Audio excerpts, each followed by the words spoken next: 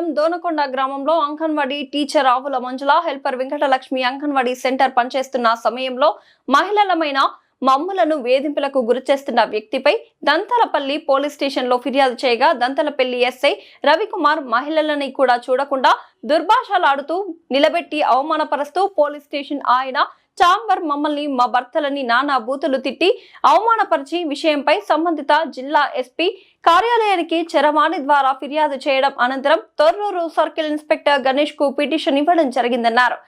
ఈ సందర్భంగా వారు మాట్లాడుతూ మమ్మల్ని వేధించిన వ్యక్తిపై కేసు పెట్టమని అడిగితే మీపై మీ భర్తలపై కేసు పెడతారని మీరేమన్నంత సుఖమా అని అనుచిత వ్యాఖ్యలో అవమానపరిచి మహిళలమైన మమ్ములను అవమానపరిచిన మా భర్తను తొక్కి చంపుతానంటూ బహిరంగంగా అందరి ముందు అవమానపరిచి మా మనోభావాలు దెబ్బతీసిన ఎస్ఐ సస్పెండ్ చేసి చట్టపరమైన చర్యలు తీసుకోవాలని, లేకపోతే ఆత్మహత్యలే శరణ్యమని వారు తెలియజేశారు. ఎస్ఐ బెదిరించడంతో అంగన్వాడీ టీచర్ స్పృహ కోల్పోయి కింద పడడంతో ఆసుపత్రికి తరలించి వైద్యం అందించారు.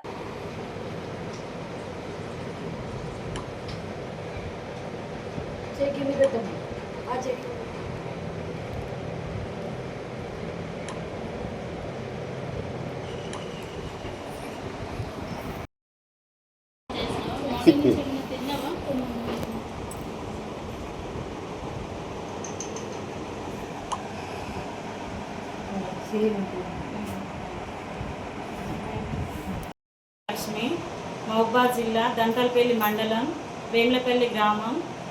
నేను దొనకొండలో అంగన్వాడీ హెల్పర్గా డ్యూటీ చేస్తున్నాను.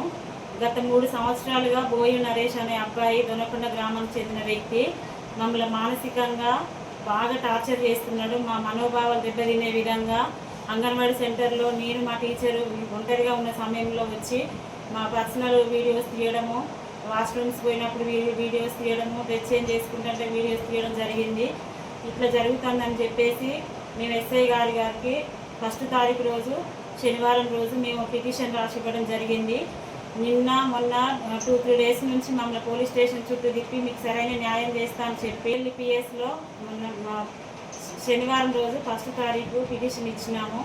ఎస్ఐ సార్ గారు మాట్లాడి మీకు న్యాయం చేస్తా అని చెప్పి 3-4 రోజులు స్టేషన్ చుట్టూ తిప్పించిన తర్వాత ఈరోజు మమ్మల్ని స్టేషన్కి పిలిపించి వాళ్ళ ముందు మమ్మల్ని బెదిరించుకుంటూ మా వ్యక్తిగత విషయాల గురించి, నా భర్త విషయంలో నా విషయం గురించి మాట్లాడుతూ మా కేసు మీరు ఏం చేసుకుంటారో చేసుకోండి, దిక్కున్న కాడ చెప్పుకోండి అని చెప్పి మమ్మల్ని బెదిరింపులకు గురి చేస్తున్నారు. ఈ విషయం గురించి ఎస్ఐ సార్ గారి విషయంలో విచారణ చేపట్టాలి.